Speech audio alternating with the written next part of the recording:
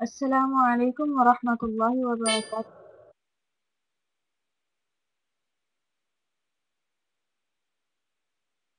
How are you all doing?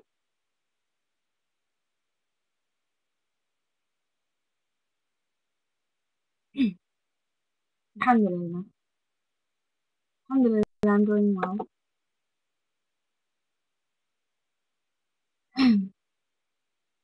Inshallah, let's begin. أعوذ بالله من الشيطان الرجيم. بسم الله الرحمن الرحيم. رب اشرح لي صدري ويسر لي أمري واحلل عقدة من لساني يفقه قولي رب زدني علما رب زدني علما رب زدني علما اللهم فقهنا في الدين اللهم فقهنا في الدين اللهم فقهنا في الدين اللهم إنا نسألك الهدى والتقى والعفاف والغنى. Inshallah, let's have the recitation of the first five ayahs of Baqarah, inshallah. Repeat after me, inshallah. أعوذ بالله من الشيطان الرجيم.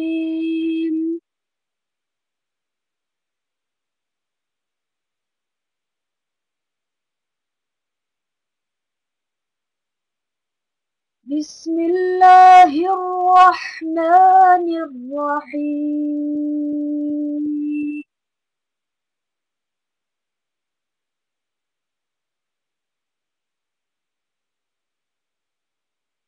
ألف لام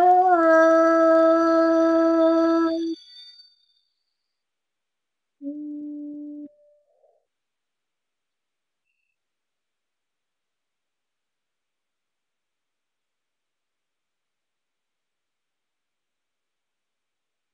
ذلك الكتاب لا ريب فيه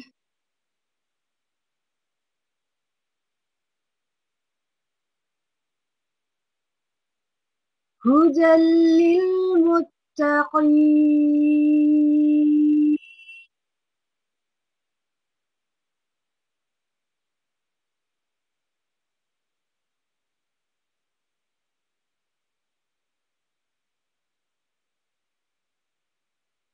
الذين يؤمنون بالغيب ويقيمون الصلاة ومما رزقناهم ينفقون.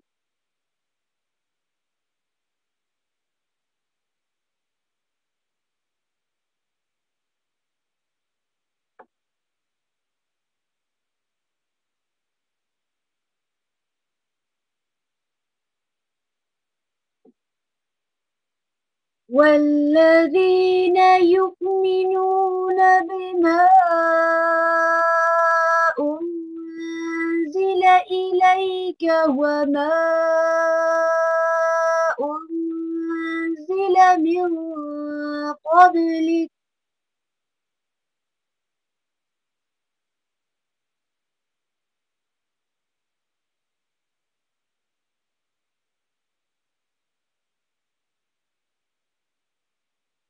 وما أنزل من قبلك وبالآخرة هم يوقنون.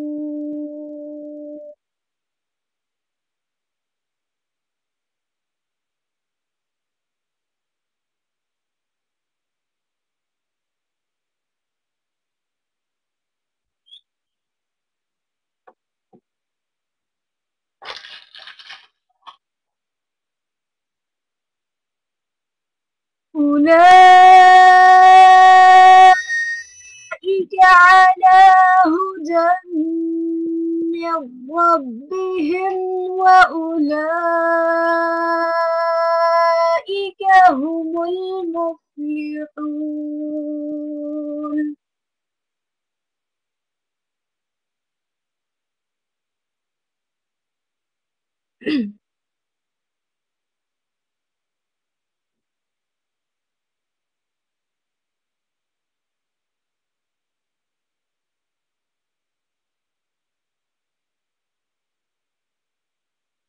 Alright, inshallah. Let's start with the analysis on Surah Al-Baqarah. Inshallah, we did last time cover 1 through 5 very like from basically the rules basically that we learned earlier, but we didn't have enough time to cover the new rules. So inshallah, we will cover the new rules in these ayahs too, so that you guys can understand, inshallah, and learn, inshallah. Um, So inshallah now I want you to pull out your notebooks and your pencils and inshallah get ready to take some notes. Bismillahir Rahmanir Rahim. Alif Lam Mim. Now these letters, right, they're huruf al-muqatta'at. You need to make sure that you pronounce them separately, right? Alif Lam Mim. Lam and Mim both have mud on them. So about 4 to 6 harakas, inshallah, the extension for lam and mim, inshallah. Okay? ذَلِكَ الْكِتَابُ لَا رَيْبَ فِيهِ. Right? Over here, the over here, we discussed that there was a alif maqsura on there, right? So you need to make sure that you extend 2 harakas there. And also the fact that the tha over here, it's the tongue there, right? So you need to make sure that your tongue is in between the 2 sets of your teeth when you are saying it, right? So say ذَلِكَ الْكِتَابُ لَا رَيْبَ فِيهِ. We also reviewed, how there's a alif in front of the lam, right? And then with that rule where it's half mad, right? Alif is half mad, so you need to make sure you extend there. Ghaiba, make sure that you have a full mouth there. Fi, make sure ha is from the bottom of your throat, right? Because it's not the ha, but it's the ha. And then hudal lil muttaqeen, ha again there from the bottom. Qaf is from huruf al-tafkhim that we learned, so make sure that you have a full mouth there, inshallah. الذين يؤمنون بالغيب ويقيمون الصلاة.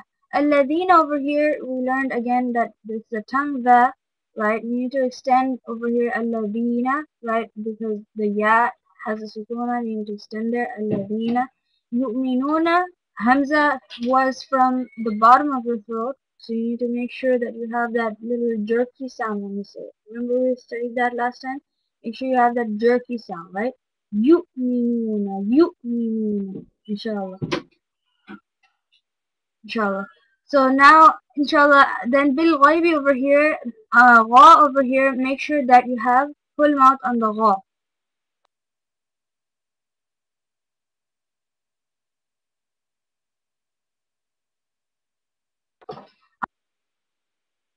So, sorry, I think I got some mic issue.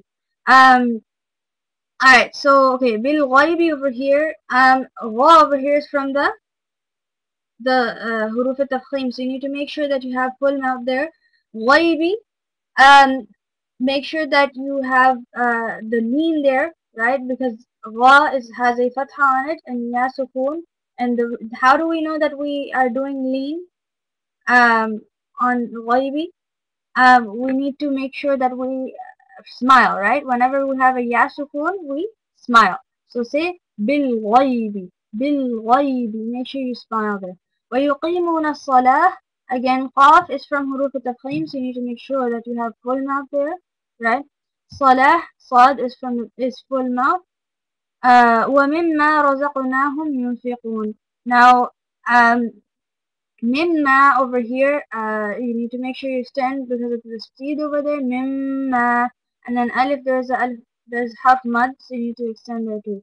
رَزَقْنَاهُمْ. Here's where another new rule comes, right? I don't think we studied qalqala inside Surah Al-Fatiha, right? We didn't go over qalqala. So qalqala is the rule of bouncing, right? And there are some letters, right, that we bounce on. Whenever there's a sukoon on them, we bounce on them. I need you guys to be taking notes, inshallah. So take notes on qalqala. It's the bouncing letters, right? Qalqala, huruf qalqala are the bouncing letters, right? bouncing, echo, pretty much basically the same thing, right? You bounce on them. رَزَقْنَاهُمْ, you will be bouncing on them, right? You see how I'm bouncing on it? I'm not saying رَزَقْنَاهُمْ, I'm saying رَزَقْنَاهُمْ, رَزَقْنَاهُمْ, right? So you need to make sure you bounce on that qaf there, right? So the bouncing letters, now make sure you guys are writing these down, right? Bouncing letters are, huruf qalqala are, qaf, ta,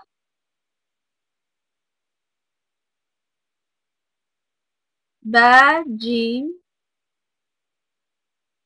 dal, right? Qaf, ta, ba, jim, dal.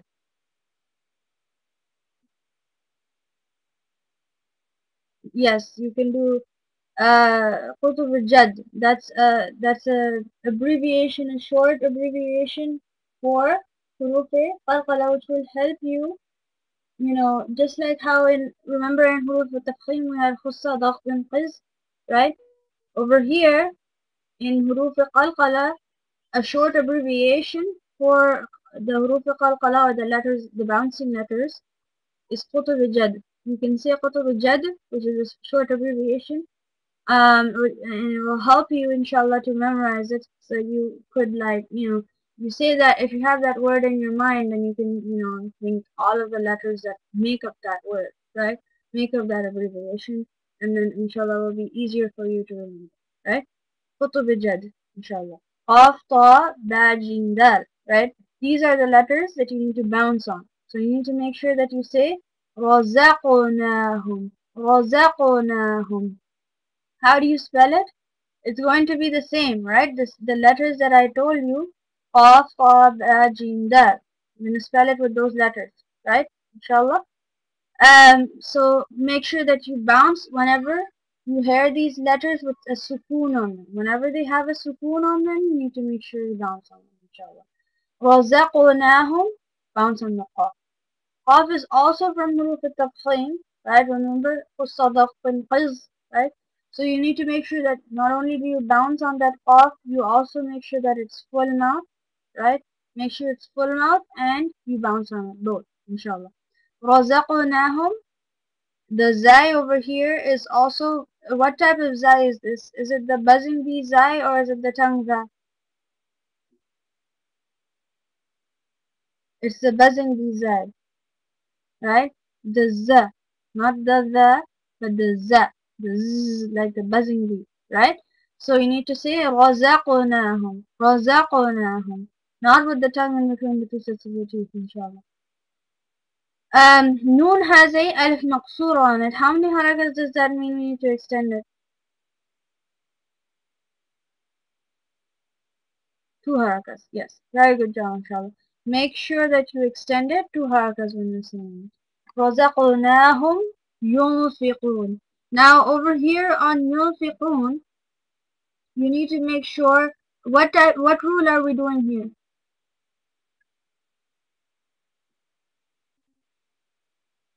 We're doing ikhfa, yes. Good job, mashallah. We're doing ikhfa on this, on yunfiqun. Why? Because the fa is not from huruf halaqi, right? The fa is not from huruf halaqi. So remember the rule of ikhfa, whenever there's a noon sukoon followed by any letter that's not included in huruf halaqi, you need to make sure that you need to have a gunna in there, right? Yunfiqun, inshallah. Make sure you have that gunna in there, that nasal sound, inshallah. Qaf over here, make sure that you have a full mouth when you're saying it, right? Yunfiqun, make sure you have a full mouth on the qaf, again because it's from huruf tafkhim, right? Inshallah. So now your homework for this week is for you to memorize hurufe qalqala, inshallah, and for you to study them and then know them by next week, inshallah. So that next week I will ask you, inshallah, that what are the hurufe qalqala, and you need to be able to tell me without looking at your paper, inshallah. I need you to study these letters and make sure you know them so that this will help you later on too with the later on ayahs. Whenever you are saying any of these letters with sukun on them, you would know to do the bouncing on them, inshallah. Alright then, inshallah. Now the homework, I think, yeah, I repeat. Okay, so I'll repeat the homework. The homework is for you to study the Huruf al-Qalqala, and for you guys to study all the rules, obviously, that we learn in these 5 ayahs, or 3 ayahs that we've covered so far, and try to recite it as best as you can, and practice it, inshallah, and make sure that you know Huruf al-Qalqala, inshallah.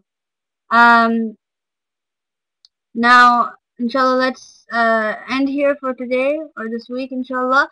سبحانك اللهم وبحمدك نشهد أن لا إله إلا أنت نستغفرك ونتوب إليك. السلام عليكم ورحمة الله وبركاته.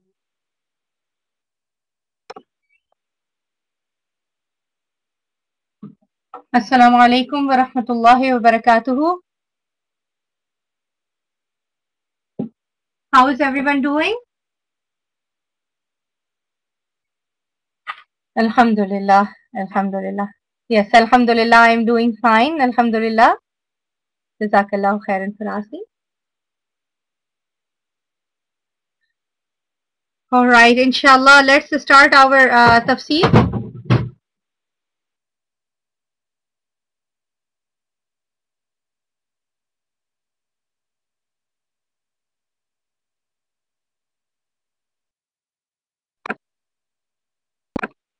نحمده ونصلي على رسوله الكريم أما بعد فأعوذ بالله من الشيطان الرجيم بسم الله الرحمن الرحيم رب اشرح لي صدري ويسر لي أمري واحلل عقدة من لساني يفقه قولي من يهد الله فهو المهتد ومن يضلل فلن تجد له وليا مرشدا اللهم إنا نسألك الهدى والتقى والعفاف والغنى اللهم آتنا أفضل ما تؤتي عبادك الصالحين آمين.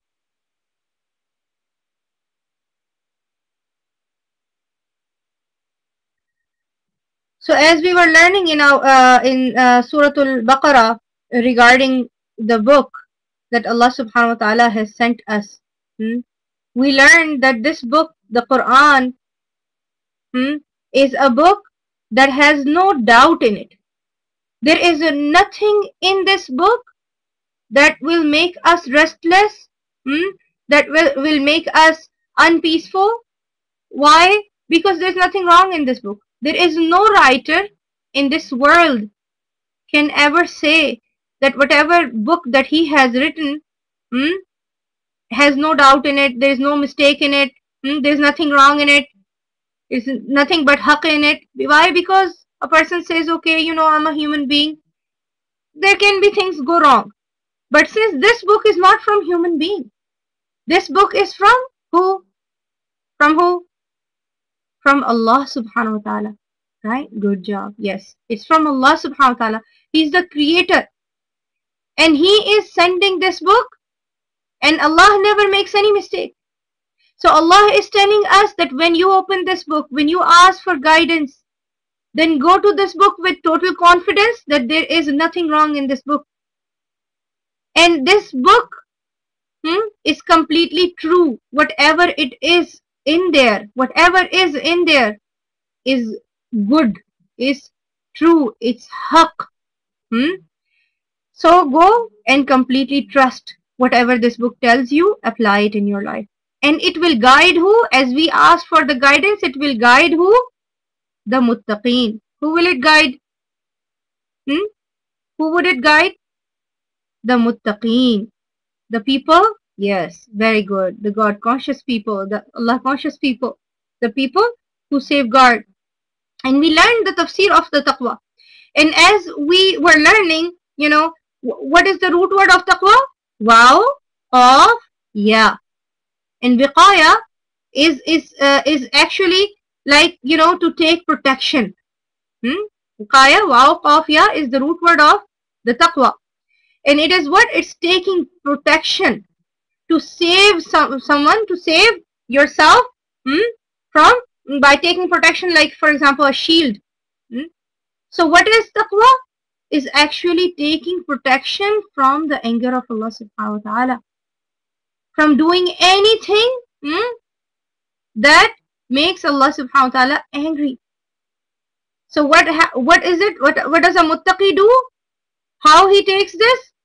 How does he protect himself? By doing the things that Allah likes and staying away from the things that Allah subhanahu wa ta'ala doesn't like. He protects himself, and we learned in detail regarding the taqwa last time. I explained more to you regarding it, the word taqwa, more than even the word analysis, because the thing is, it's very important for us to understand taqwa. We can go on. The taqwa is such a vast, that has such a vast definition. We can go for hours and hours, because the taqwa, as we learned even in the, you know, this in the Surah Baqarah, starts with taqwa. And then you see Surah Al Imran. Even in the Surah Al Imran, in the end, it ends with wattaqullah. You fear Allah subhanahu wa ta'ala. Then again in Surah Nisa, taqwa. So the taqwa is something very, very important in the life of a Muslim, in a life of a believer. A believer leads his life in such a way that he chooses his action according to the taqwa, to protect himself from the anger of Allah subhanahu wa ta'ala, from doing anything wrong, anything that Allah subhanahu wa ta'ala doesn't like.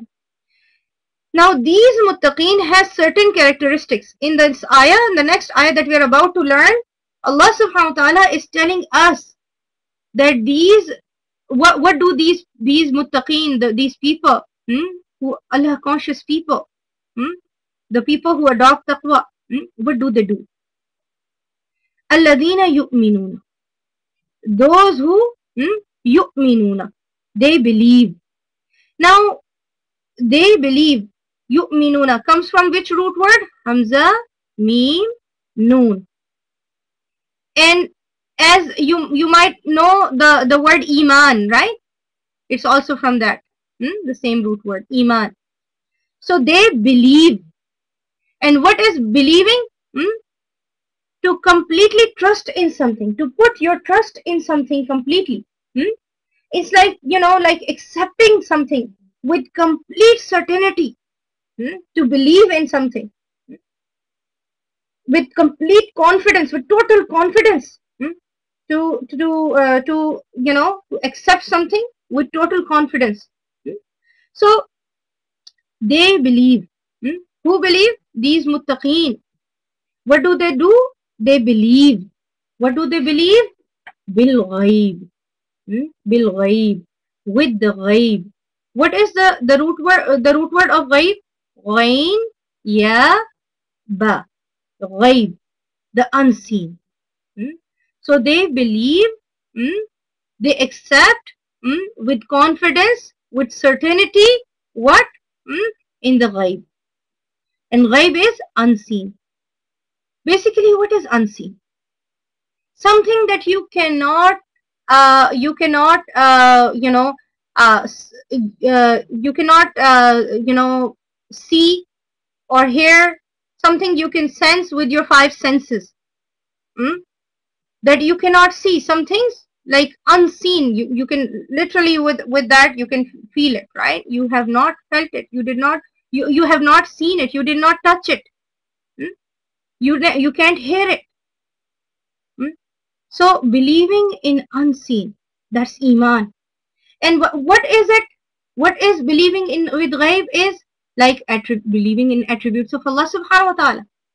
Believing in Allah subhanahu wa ta'ala and the messengers. In the attributes of Allah subhanahu wa ta'ala. We know we cannot see Allah. Did you see Allah subhanahu wa ta'ala? No. But we know Allah is there. How? By seeing all the creation. Even seeing ourselves, we know that there is a creator who created us. by seeing the life cycle that we see out there. People come, they're born. We have such high technology systems going on inside our bodies. It's amazing how Allah subhanahu wa ta'ala created us and how all this is sustained. But all, in the functions in our bodies are sustained to a certain level, to a certain time limit. And after that, we see people dying. People are born, and then they grow up, and then they die.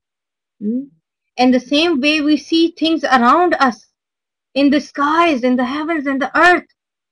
So believing in the attributes of Allah subhanahu wa ta'ala.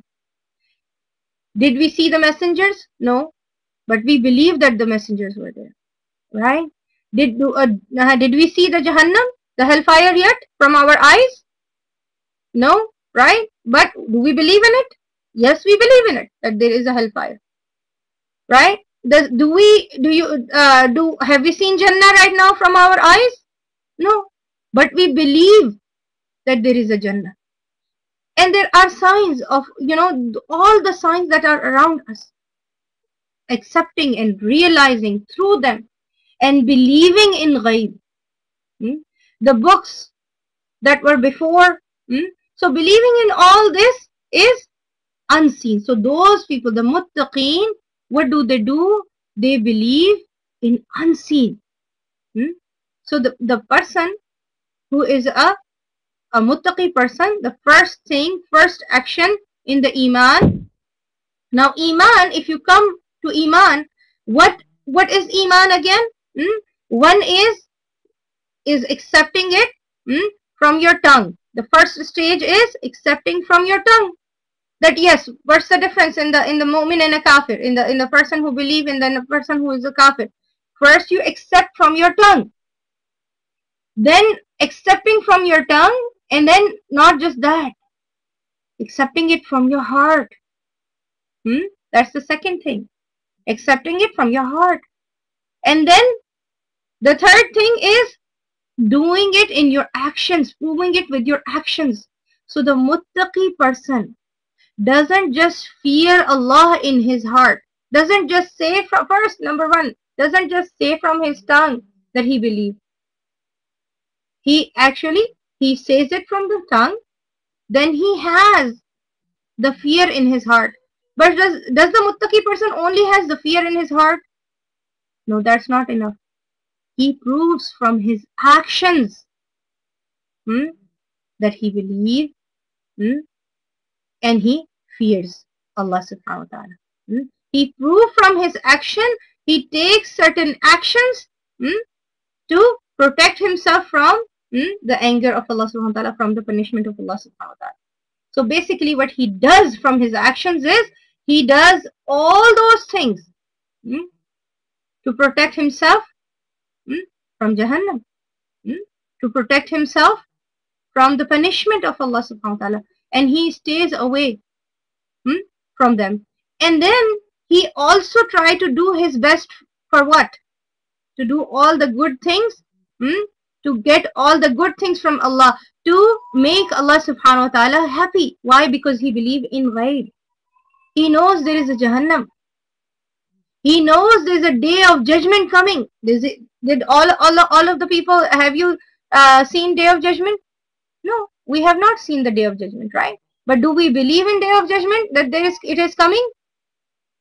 Yes, we believe in day of judgment, that it is coming. It is unseen, but it is coming. We know that very well, right? And there are signs.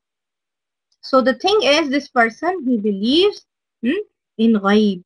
And then not just that, وَيُقِيمُونَ الصَّلَاةِ. He does what? He establish. He perfectly establish. He perfectly establish. What is the root word of yuqim? Of waw mim. So he perfectly establish what? As-salah. The prayer. And what does it actually mean by perfectly establishing the prayer? One is praying, a person is praying 5 times a day. okay, a person prays 1 time or 2 times a day or 3 times a day. Is this perfectly establishing? Hmm? No. Perfectly establishing not just meaning praying, but praying according to in the right way, in establishing, making it your priority of your life. Your schedule will go according to the timings of the prayer. The person will make sure he does all the faraid. He establish it in the best way. How? From the intention. He has the right intention that he is going to pray for the sake of Allah subhanahu wa ta'ala. Then he does the wudu accordingly, performing everything in the best possible way, doing the best wudu. Why? Because he's about to go in front of Allah subhanahu wa ta'ala. He's about to present himself in front of Allah subhanahu wa ta'ala. Then after that, he prays on time. It's not like, okay, yeah, azan happened already. I'll pray, I have my homework to be done, or I'm, playing a game that, coming up. It's all right. I'll just pray later on. No, this person established the prayer, making the salah his priority. So what does the person do? The person prays on time. The person, let's say for example, some people, they just plan their day, right? They plan their day in such a way, okay, you know what, we're gonna go to mall and then we're gonna come back and have a party at our home. But what time they're going, they don't know. Oh, and then when they get to the mall, they realize, oh, it was salah time. Oh, I forgot my zuhr. Oh, don't worry, I'll pray at home when I get home. And then by the time the person gets home, the zuhr is gone. Then the person keeps a party at the Maghrib time without realizing that, okay, when people are gonna be coming, they will miss their salah, and he or the person who is gonna be missing the salah as well. Not worrying about the salah at all. Is that establishing the salah? No, that's not establishing the salah. The person will plan his day according to the salah. Okay, so a person has to go to mall, right? Sometime a person needs something from the shopping. You go, to the grocery shop, or you need to go and get your necessities and your things, and sometime your clothes and things like that.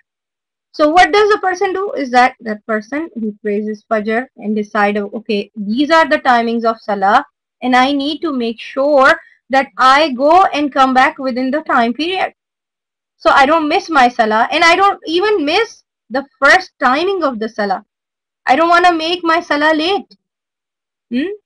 I want to make sure if a person is making sure, if he's going somewhere, he makes sure, okay, do I have, wherever I'm going, would I be able to do proper wudu there? Would I be able to do, clothings? What kind of clothes I'm wearing? So his person is establishing the salah in his life, making the salah priority in his or her life. So the muttaqi person, he knows that it is very, very important for us to safeguard ourselves is to pray, to establish the salah. So this person, he establishes the salah in his life through amal. He proves it from his amal. He's not like he's saying to everybody, oh yeah, you know what, I fear Allah so much, I really want to pray, I really like to pray, but you know what, when it's time for the salah, this person is like, I'm kind of sleepy. This person doesn't wake up on time for salah, doesn't do proper planning according to salah. That's not taqwa. What is taqwa? The fear of Allah, protecting yourself from anger of Allah subhanahu wa ta'ala, safeguarding yourself from the hellfire, is proving from your actions, not just from your tongue, bringing it in your amal. So what we need to do is we need to make sure, as I told you in the last time also, I gave you the homework that make sure that you write down and you work and you think about. Actually, I told you to think about it. And also what you can do is you can write down each how you did your salah, how you performed your salah. You can make a chart for this week as your homework. Make a chart where you write down each time you pray your salah. And where were you at the time of your salah? And then when did you pray your fajr? What time you prayed your fajr? Was it early or late? Then zuhr, and then asr, and maghrib, and isha. And how did you plan your day accordingly? Did you make the salah your priority in your life, or you did not? Right? So what we need to make sure is that that's going to be your homework for this week. I want you all to make a chart and see how after in the the end of the week, by next Saturday, you can see and look what timings did you pray salah. Did you make salah a priority of your life or no? That's very good, mashallah. Praying salah in the school also, mashallah. That's also very important, and that's a test sometime. Some children, they just make it an excuse. Oh, I was in the school, so I didn't pray. No, we can make proper arrangements. And your parents can talk to the teachers, and sometimes your parents don't even have to talk. You can talk to your teachers and arrange a place to pray in your school, and you pray, mashallah. That's very good. That's very good that you pray Zohar in school. Yes, so we need to make sure that we make our salah our priority, and inshallah you all will see how did you do your wudu. What did you think? What thought came in your mind? Write down those things, make a chart. When you heard the adhan, what thought come in your mind? Oh no, it's azan time again. Or you said, Alhamdulillah, it's time for me to meet Allah subhanahu wa ta'ala and talk to Allah subhanahu wa ta'ala and do lots of du'as for myself. Oh, Alhamdulillah, Allah has blessed us with the salah. What thought came in your mind? Write those things down. And write, how did you do wudu? Did you think about it or no? That you are going and preparing. If you have to go and see the president of your country, how would you prepare? So did you prepare well when you were doing wudu? Then write down those things. Write down what time you prayed your salah. That's your homework, inshallah, for this week. Inshallah, I will conclude here, inshallah, and then we'll complete, inshallah, the rest of the ayah, inshallah, the next time. وآخر دعوانا عن الحمد لله رب العالمين سبحانك اللهم وبحمدك نشهد أن لا إله إلا أنت نستغفرك ونتوب إليك ربنا تقبل منا إنك أنت السميع العليم وتب علينا إنك أنت التواب الرحيم. السلام عليكم ورحمة الله وبركاته.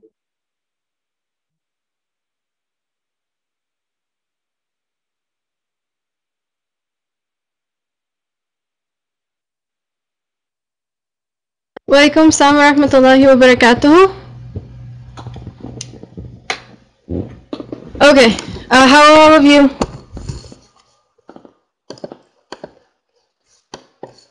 Okay, so,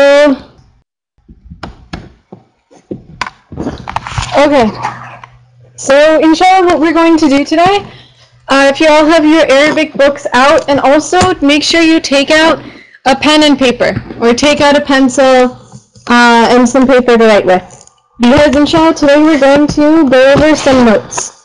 They're very, very, very important notes, and I'll tell you something about them. You already know them. Mashallah, you guys are going to think that, we already know this stuff, and why are you telling us again? But inshallah, it's going to help you guys a lot, and when you think about any sentence in Arabic, inshallah, it's going to make everything clear. Inshallah, Yusur, we're going to take some notes. Yeah, we're going to take some notes. But first, inshallah, let's review the first lesson. The test, inshallah, will be after everyone gets on Edmodo. So soon, inshallah, just make sure you keep on taking the extra time to study. Okay, so our dars al-awwal, what did we learn in this lesson? As a quick review, what's in the box? What did we learn? What can you guys tell me? Yes, this is the second book. This is the first lesson in the second book. Yes, exactly. We learned ala and we learned fi, comparing ala and fi, seeing the similarity between them, right? They're very similar. Ala and fi. So, on and in. Exactly. On and in. So what was the similarity? You guys already knew fi. What was the similar rule? What was the same thing about them? Both used kasra, exactly. Exactly. The word after ala or fi has the kasra. The word after ala or fi has the kasra. And yes, they are both used for male, female, it doesn't matter. Right, so on the table, in the bag, in the house, all those words after have the kasra. So ala al-maktabi, fil haqibati, perfect. The word after has the kasra. So let's go through some examples and then inshallah I'll tell you guys about the notes. So let's just get the lesson clear. Let's go to this sentence and then inshallah we'll do one more. So, al-kitabu ala-al-maktabi. Al-kitabu ala-al-maktabi. So what does this mean? What rules do you guys see in it? What can you tell me about all of the words? Good, exactly. This translation, Masha, exactly. The book is on the table. Al-kitabu, the book. Where is the book? Al-maktabi, on the table. On the table, perfect. And what do you notice about al-kitabu? What kind of word is this? The book, al-kitabu. The thing we're talking about, al-kitabu, perfect. It's definite. It's definite. So the thing we're talking about, maybe the subject of our sentence is definite. Al-kitabu, perfect. It has that one dhamma because it has the al. So the book, not just any book, the book. And where is the book? On the table. Al-maktabi. So we learn something about this. Al-maktabi. That's where it's placed. So let's look at one more sentence. MashaAllah, you guys already know hada sarirun, and you guys know fi. So inshallah we'll go straight to the last two things. We'll start with the answer. You guys mashallah know Mada al-kursi. You guys know Mada al-kursi. What is on the chair? And what's their answer? Al-kursi yi kitabun. Al-kursi kitabun. What does this mean? This last sentence over here. Al-kursi kitabun. Right. So al-kursi, the first part. Kitabun. So kitabun, a book. And again, where is the book? On the chair. On the chair. So, al-kursi kitabun, a book is on the chair, right? And what can you guys tell me about that book? What is this book? What kind of word it is? What kind of word is it? Al-kursi kitabun. Perfect. It is indefinite. A book. So it's just some book. We don't know what the title of the book is. We don't know whose book it is. It's just on al-kursi kitabun. A book is on the chair. Okay. And the next part of the sentence. Yes, it's just a random book, not specific. وَعَلَى الْكِتَابِ سَاعَةٌ. وَعَلَى الْكِتَابِ سَاعَةٌ. وَعَلَى الْكِتَابِ سَاعَةٌ. Perfect. And سَاعَةٌ, a watch. So where is the watch again? سَاعَةٌ عَلَى الْكِتَابِ, on the book. So, and the watch is on the book. وَعَلَى الْكِتَابِ سَاعَةٌ. Okay. And again, you guys notice that سَاعَةٌ, but this was indefinite. Okay. And so, first, before we get on to the notes, and inshallah, this is going to clear up a lot of things. Make sure that whenever you write the indefinite, there's no the, right? There's no the for indefinite. So a lot of you guys are translating the watch. It's not the watch. A watch. Okay, so the end portion. Underneath the line, it gives us 3 sentences, and one of them is the wrong one. The first sentence is al-kitabu ala-al-maktabi. Al-kitabu ala-al-maktabi. This is the same sentence we did before, right? This is the same sentence. What did it mean?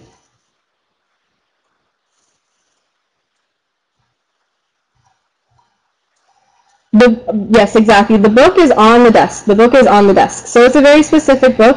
The book is on the desk. And where did the is come from? Where did the is come from? So these are all rules you guys already know. On the desk. It's implied, and where is it implied? It's implied right here. Right? We implied it right there. In English, we wrote it right there. That's where it would be implied. Not, the book on is the desk, right? Not is the book on the desk. No. The book is on the desk. It comes between that. After the subject, after the thing we're talking about. Al-Kitab, the book, is on the desk. My chair is kursi. The next one is Ala al-Maktabi Kitabun. Ala al-Maktabi Kitabun.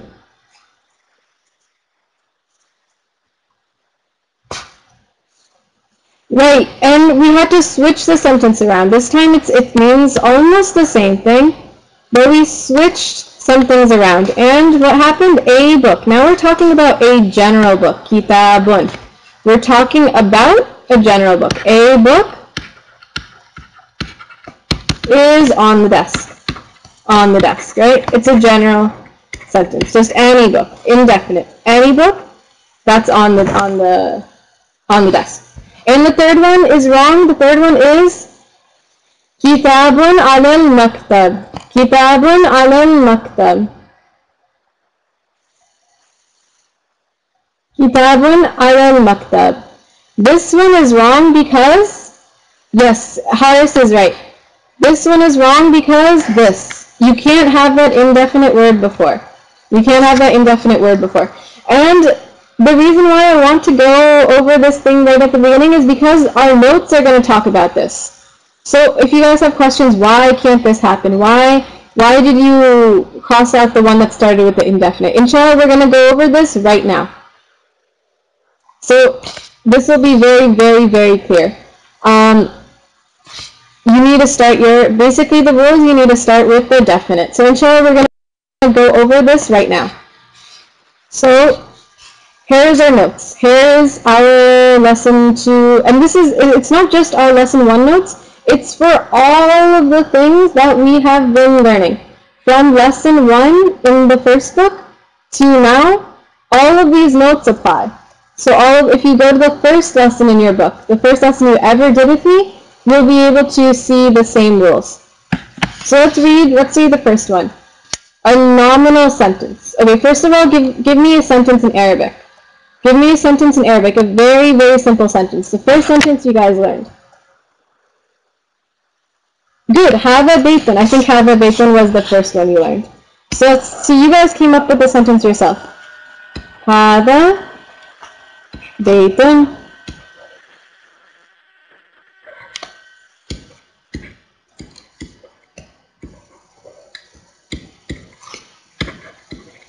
This is a house, right? This is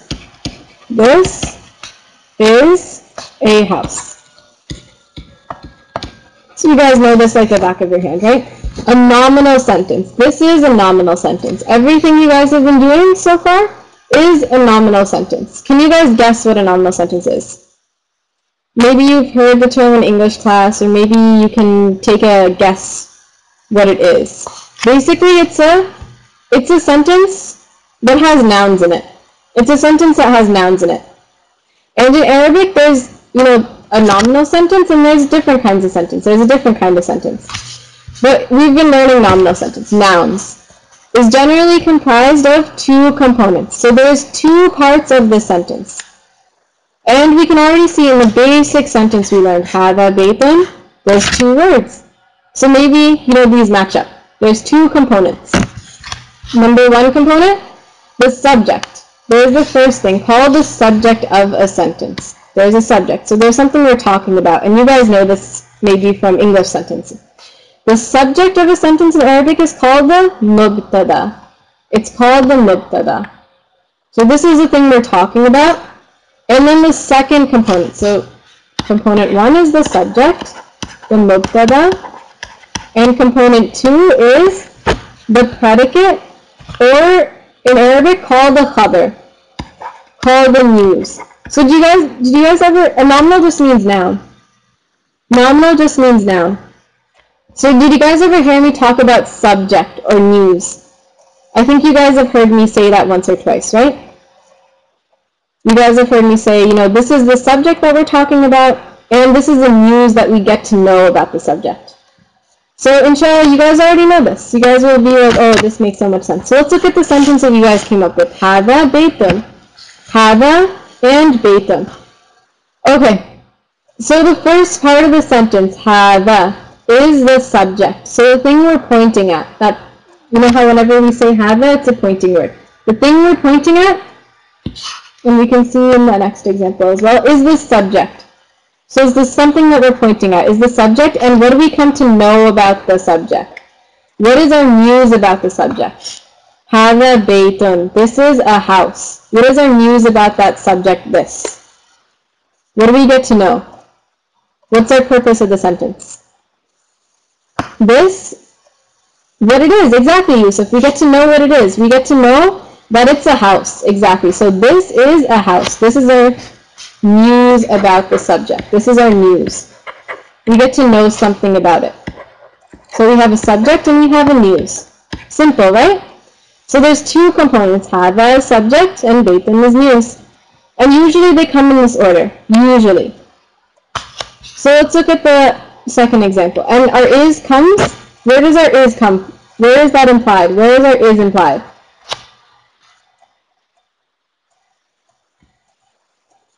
It's implied in between, or it's implied after the subject. After the subject, before the news. This is a book. So let's look at the example. Hada kitabun. Hada kitabun. Exactly. Hada is the subject, just like we did hada baytun. Hada is the mubtada. Hada is the subject. So we're pointing to something. We're pointing this out and we're going to talk about it. And our news is that it's what? What's our news? What's our news about this hada? What's our news? That it's a book. Perfect. That it's kitabun. Hada, this, kitabun, a book. Hada is the subject, kitabun is the khabar, it's the news. And when you look at the translation in English, this is a book. This is the subject. Is comes in between. Is that thing that comes after the subject, before the khabar. And our khabar is that it's a book.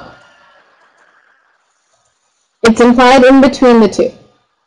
So this is a book. This is a book. Simple, right? Everyone's following along? Can I move on to the next example? Yes? Okay. So make sure you guys take note of this. Write an example in here.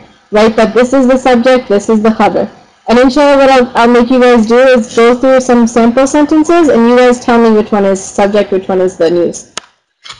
So let's look at the next one. The book is on the table. The book is on the table.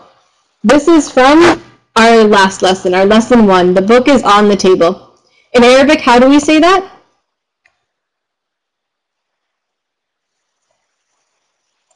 Oh, Saqib, in Arabic, this would be the subject and a house would be the news. Don't think about it too much in English. Think of this is a different language, right? So in the next sentence, the book is on the table. Al-kitabu ala al-maktabi. Perfect. You guys all got it. And ala al-maktabi, that's all one phrase. You make sure you put the kasra on the maktab. Ala al-maktabi, on the table. So al-kitabu ala al-maktabi. And obviously, right, when you translate it, the book is on the table. Which one is the subject? Which one is the mubtada? Which part of the sentence is the mubtada? Which word? Al-kitabu. Perfect. The word is the book, right? The book is the subject. It's the mubtada. Is, and then what do we get to know about the book? Rabab, what we learned in the last lesson was ala, on. And right now, we're just going over some Arabic grammar. So this goes for any sentence we've learned so far.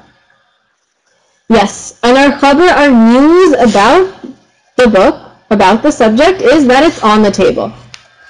Is that it's on the table. So, we get to know something about the book. We get to know something about the subject. This is our news. So subject and news. We have subject and news. Perfect. The book is on the table.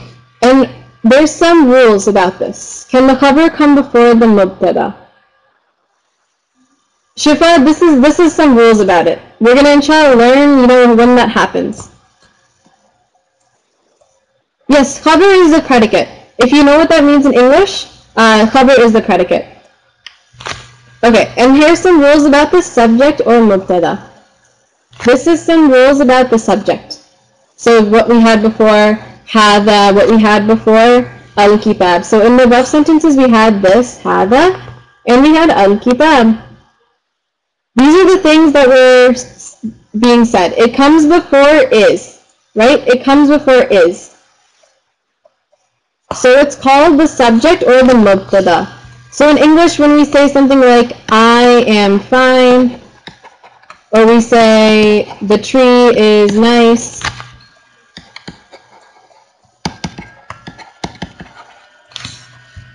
all of these, which ones are the subjects in these two sentences? I am fine, the tree is nice. Which ones are the subjects? I and the tree, perfect. I and the tree. Basically, the things that came before am or is, the things that came before is, those were the subjects, those were the mubtada. Those are the things we're talking about. Subject is the mubtada. Subject is the mubtada. Nominal sentences always start with the noun. Nominal sentences always start with a noun. That's why they're called nominal. Nominal and noun. It refers to a group of no less than 2 words, so a minimum is 2 words, that are grouped together to convey a meaning. So, hada baytun, 2 words. Hada and baytun. This is a house. So they give some kind of meaning. We're saying something about this. Subject mubtada is a proper noun, a definite noun. This is the rule. This is the big rule. The subject is a definite noun. If it's not a proper noun, then the article al will be prefixed. Okay, so you guys tell me. I'm going to give you guys an example so you guys understand this last portion. What if I wanted to say, let's say you wanted to say, Jamalun is hair. Jamalun is hair. How would I say that? Jamal is hair.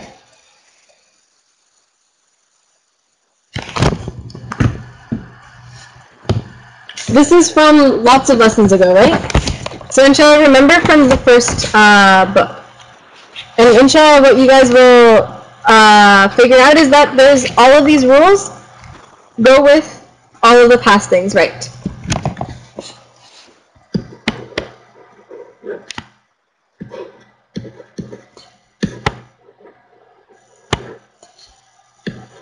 Jamalun huna. Is Jamalun a specific person? What kind of noun is it? Is it the specific person? Is it a proper noun? Is it a common noun? Is it indefinite? What is it? Right, it's a proper noun. It's very specific. It's a proper noun. It's Jamalun, right? There's just one Jamalun you're talking about, not just anyone. Jamalun huna, Jamal is hair. So this one is proper noun. So subject mubtada is a proper noun. Is a proper noun. So you can say something like, someone's name, person, huwa huna, he is here, he is very specific, right? If it's not proper, then you're going to put the al before it. So give me another sentence starting with al. Give me a sentence where the noun begins with al.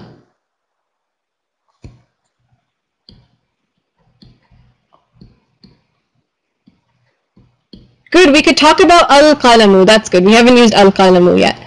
Al-qalamu, the pen. Al-qalamu. So this is already what? Is this going to be our subject or is it going to be our news?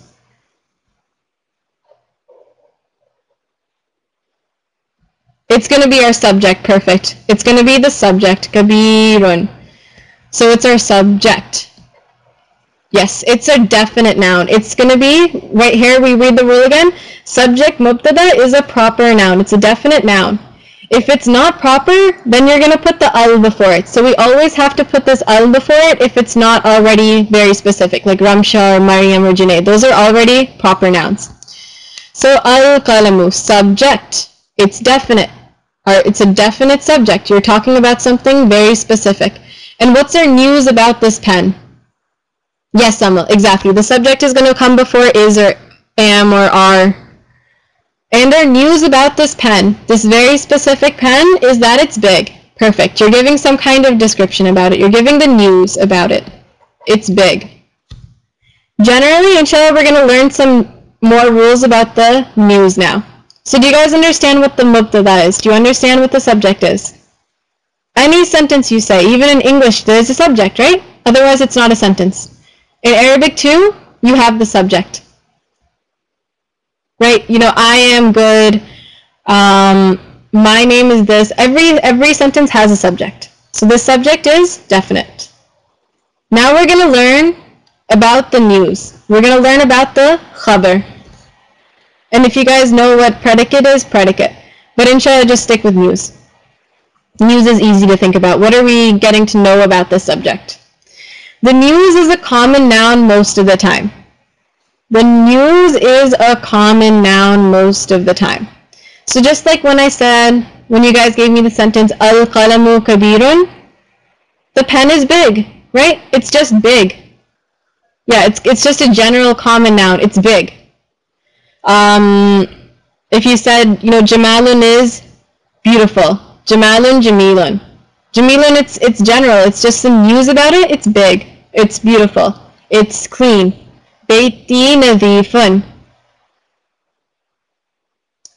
Rayan, proper noun is very specific. Proper noun would be like Rayan, Talha, some food you eat, right? Like biryani. Those are proper nouns. Common noun is general. It's like clean, big, those kind of words. So it's mostly common. Al-qalamu nadhifun. Al-madrasatu nadhifun. Okay, so the news, yeah, pretty much, guys, stay away from adjectives, stick with news. The news is generally matched with the subject and number and gender. So what is this like? What is this like? The news is generally matched with the subject. You guys know this, right? You guys know this, right? Matching. Feminine with feminine. Masculine with masculine. You guys know this. This is an easy rule. Right? You're never going to say Beiti kabiratun. Never going to say that. Always matching. Okay. So is everyone following so far? You understand what the subject is. You understand what the news is. Yes, mashallah. This is stuff that, you know, I wouldn't, this is stuff, you know, if you understand this, then you're like way ahead of everyone. And this is our last part. This is the part that, this next example is the sentence that we saw in the last lesson. If we wanted to say a book is on the table, if we wanted to say a book is on the table, what's our subject going to be? So let's think about it in Arabic. How are we going to make the sentence? What is our subject going to be? Yes, our subject is going to be the book. It's going to be a book, a very general book. So this we want to make this our subject. And what is our news about the, a book? What is our news about it going to be? That it's on the table. Perfect. Our news, we want it to be that it's on the table. This is our news. But what's our problem? Remember how I said that your mubtada, that your subject has to be definite, and if it's not definite, you have to put the al before it? Do you remember that rule? Yes. And that's the reason why we have to flip it. That's the reason why we have to flip it. So in Arabic, when we make this sentence, Alal maktabi kitabun. Alal maktabi kitabun. Yes, exactly. If you wanted to keep it indefinite, you'd have to put it at the end. This is the case where the subject is going to be flip-flopped, right?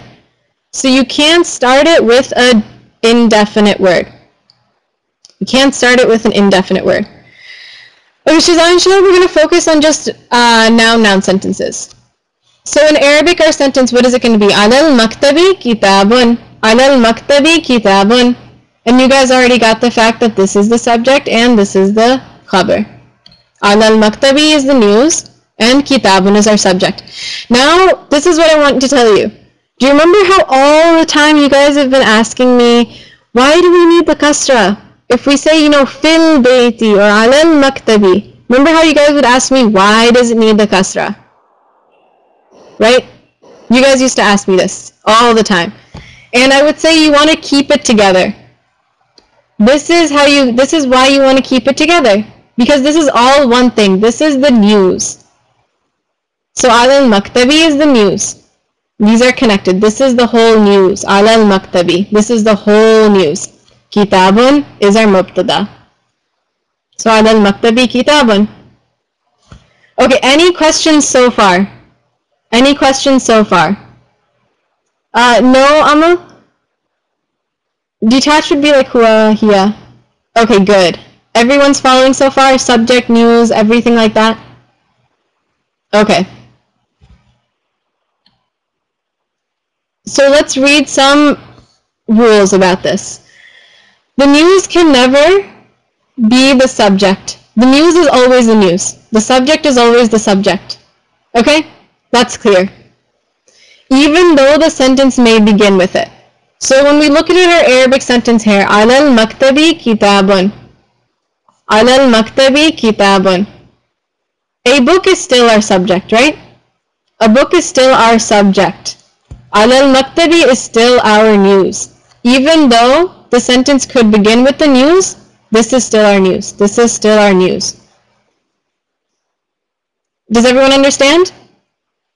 So keep in mind that even though ala al-maktabi came first, it's our news. This is our news about a book. Okay. And when the news comes in the beginning and the subject mubtada comes late, then the subject will be an indefinite noun. So we already figured that out, right? Here. Can you guys see both rules? Ala al-maktabi kitabun. Notice that when we flip-flopped it, when we made the news first, ala al-maktabi first. Kitabun is our subject. Kitabun could be indefinite. Kitabun was indefinite. So the subject was indefinite. So when we want to say indefinite, we put it at the end. Yes, exactly, Aisha. The subject is always the subject, news is always the news. And inshallah, you guys can think about it in English. When we say something like a book is on the table, which one is going to be our subject? We can figure that out in English, right? A book. What's our news about the book? On the table. Why is kitabun after ala al-maktabi? Maheen, it's because it was indefinite. This last rule here, this last rule is the star rule. When the news comes in the beginning and the subject comes after, the subject will be indefinite. So when we wanted to say kitabun, a book, then it comes after. It comes after the khabar, it comes after the news. Okay, any questions? I know this was a lot. So inshallah, Maheen, because this is the rule. In Arabic, you don't want to start with indefinite. This is just, it's a new language, right? We have our own rules in English, there's rules in Arabic as well. No, Rabab, this will be on the next exam, but it's a good lesson to keep in mind. It's a good lesson to study. Yes, it's a great lesson for both Arabic and English. And inshallah, when you understand things in one language, sometimes the first language becomes easier. Sometimes English becomes easier. So, any questions? So can I quiz you guys? Can I go back to the first lesson and you guys tell me what to do? Okay, good. So I'm going to flip it. Did you guys write everything down? Take some notes? Write examples? Here's our last lesson. So now we're going to look back at this. And I want you guys to look back through your book number 1 as well. Okay, sorry, here. I want you guys to go back to your lesson 1, lesson 2, lesson 3, all those lessons in the first book, and look through all the sentences and point out which one is the subject, which one is the khabar. Which one is the subject, which one is the news. Okay, inshallah, Sumaya, I'll put it back up towards the end of class, but let's move on to the lesson. Okay, good. So let's look at some sentences we haven't read yet. هذا سرير وهذه غرفة. MashaAllah, this sentence is easy. This sentence is easy to you guys. But now let's apply the lessons to it. هذا سرير وهذه غرفة. Yes. So inshallah, I'm going to ask you guys which one is the subject, which one is the news. Good. So هذا سرير. هذا سرير. هذا is our subject, guys. هذا is our subject. When we translate it to English, هذا is the subject. Maybe underline it. I'm going to underline this is our subject. When we translate in English, this is a bed. This is a bed. This is our subject. This comes before the is. This is a bed. This comes before, so this is the mubtada. This is the subject. This is, and what are we saying about the this? It's a bed. Yes, exactly. Bed is the news. So inshallah, we'll practice it again. And why did we use hada? Why did we use hada?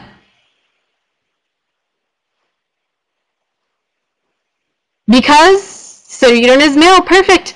And why did we have to do that? Because we had to match. We had to match the subject and the news together. We had to match hada with sarirun. So those two work. Hada sarirun. This is our nominal sentence 1. Both matching. Subject predicate agreement. Subject news agreement. Our next sentence. Now we have our second sentence. هذه غرفة. And هذه غرفة. هذه غرفة. Which one is our subject?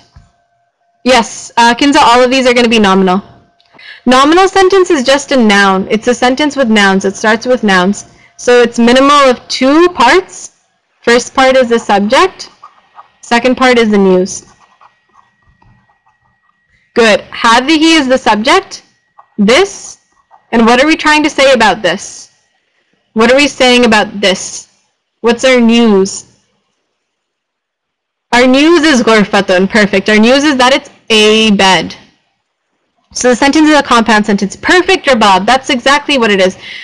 Subject news. So now does it make sense? Why did we use hadihi in this? Why did we use hadihi in this? Because bed is female. Perfect. These two had to go together. Subject and news have to agree, have to match. These two had to match, those two had to match. So you combine them with wa. You combine those two sentences with wa. Does it all make sense now? Yes, alhamdulillah, that's great. So we have subject news here. Let's look at the next sentence. As-sariru fil ghurfati. As-sariru fil ghurfati. Zahra, what's confusing you?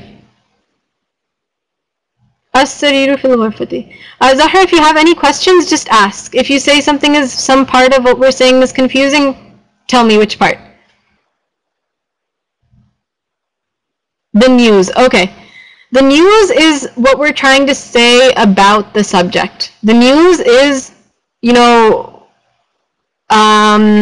is the subject, where is the subject? What is the subject? What does it look like? It's the about. You know, if I wanted to say Zahra is pretty. Pretty is my news about Zahra. So the news comes after the is. Okay. As-sariru fil ghurfati. The and is combining. The and combines it. Combines the two sentences. As-sariru fil ghurfati. Perfect. The bed is in the room. The bed is in the room. And you guys, mashallah, told me the mubtada, the subject, those two mean the same thing, is bed, is the bed. So we're pointing out the bed. We want to, you know, point it out and say something about this bed. The bed, as-sariru, subject. What's our news about the bed? What's our news about it? Yes, mashallah, and you guys can practice your Arabic with this. Practice writing out these sentences, underlining the different parts. And our news about the bed is that it's in the room. Perfect. And this whole phrase, fil ghurfati, fil ghurfati, this whole phrase, in the room, is our news. Whole phrase, news, in the room. Okay, quick question. What is the minimum amount of words we can have in a nominal sentence? Minimum amount of words. 0, 1, 2, 3. How many? Perfect. 2. Why just 2? Why 2? How did you guys know it's 2? Yes, exactly. Minimum is going to be 1 word for the subject, 1 word for the news. So you needed to have at least 2. You know, this component, this component. And you can make more if you wanted to say some kind of phrase in there, right? Fil ghurfati, that's already 2. So our minimum is 2 because there's 2 parts. Okay, let's look at the next one. Al-qalamu fil haqibati. Al-qalamu fil haqibati.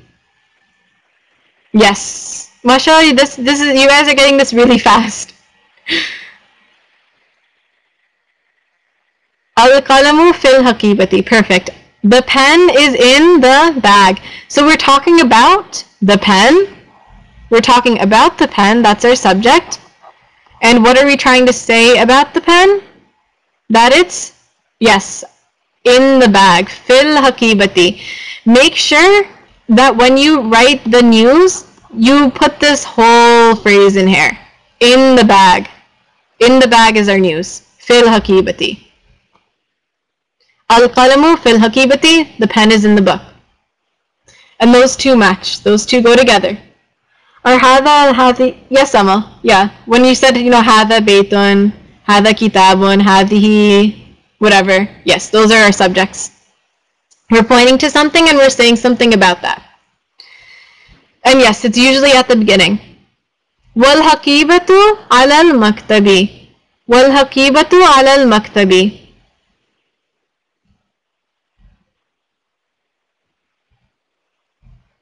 Yes, Amal, exactly. Huwa and hiya would be our subjects as well. When we want to say those first. Huwa, huna, or something. Yes. Al-haqibatu is our subject. And the bag. Al-haqibatu. And the bag. And where is the bag? We know al-maktabi. Perfect. On the table is the news. Those are just different cases. Inshallah, we'll learn more rules about them. As we move along, we'll learn more rules. On the table is our news. Okay. Now I have a question. Al-haqibatu, what kind of word is this? I know, yes. Okay. What kind of word is this? It's a definite word. If you have a question, inshallah, type it up. Definite. It's a definite. And how come we were able to make the sentence this way? It's because it was definite, we could put it first. Al-haqibatu ala al-maktab. And the bag was on the table. Al-haqibatu. Okay, and inshallah what I'm going to do is I'm going to skip to the bottom section. I'm going to skip to the underneath the line. So inshallah we can go over this once more. So we did this before we went over the lesson. Now inshallah we'll go over after. How do we know if the first word is the subject or the second one? Aisha, you have to think about it. Most of the time it's going to be the first word, but not always, right? We know that it's not always going to be the first one. You just have to think about it. You know, which one is the subject and what are we trying to say about the subject? So let's look at the bottom parts. Al-kitabu ala al-maktabi. Al-kitabu ala al-maktabi. So we already did this. Do you remember when you said a definite has to go at the beginning, even if you put it indefinite at the beginning? No, Haris, it's just the rule. You shouldn't put the indefinite at the beginning in Arabic. In English, maybe we can, but in Arabic, you don't. Okay, good. Al-kitabu ala al-maktabi. Shiza, it'll give a different meaning to the sentence. It'll give a different emphasis, but don't worry about that yet. Okay. Al-kitabu ala al-maktabi. Good. Al-kitabu, the book. subject. The book, and where is the book? What is the book? It's on the desk. Alal maktabi, on the desk. On the desk. This is the news. It always goes, the subject always goes before the is, okay? That's the way you can remember it. In English, the subject always goes before the is. The book is on the table. The book comes first before the is. That's the subject. Let's look at the next one. Alal maktabi kitabun. Alal maktabi kitabun. Good. And in this case, this is the different one, right? Good. Kitabun is the subject. Exactly. Kitabun is the subject. And ala al-maktabi is the news, is the predicate, is the khabar. Ala al-maktabi is the news. Inshallah, we're about to conclude, don't worry. And so this means a book is on the desk. A book is on the desk. And notice this is where the is. This is the is. Subject comes before. News comes after. Subject is before, news comes after. A book is on the table, on the desk. Yes, ala al-maktabi is the news, kitabun is the subject. So guys, remember, news is always news, subject is always subject, even if they're different orders, like in this sentence. Yes, even though the subject came after, kitabun is the last word in the sentence, it's still the subject. Okay. Any questions? Any questions? Inshallah, what we're going to do, we're going to have plenty of practice. And in your exercises for this lesson as well, I want you guys to think consciously about what you're writing. Maybe you guys know what the answer is easy off the top of your head, but think about it consciously. When you read Quran, think about the ayat consciously. Think about the words itself. Okay. So Jazakallah khair for everyone for paying attention. Afsha Kursi, Jazakallah khair, so, like you guys, mashallah, learned so much. Consciously meaning actively thinking about it. Constantly, this is, in your mind.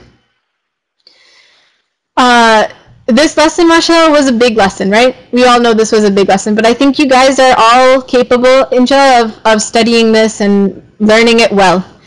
So inshallah, over this next week, think about this lesson. We'll email you guys the homework and just let it sink in a little bit. And come in next class, come into groups with any questions you have, with anything like that. So I'll see you next week. Have a good week and a good weekend, inshallah. And assalamu alaikum wa rahmatullahi wa barakatuhu. And make sure you review this. Don't let it, run away from you. Don't let all this stuff fly away. We'll email you the homework, don't worry. Inshallah, see you next time. Jazakallah khair. And assalamu alaikum wa rahmatullahi wa barakatuhu. Subhanakallahumma wa bihamdik. Nashhadu an la ilaha illa anta. Nastaghfiruka wa natubu ilayk.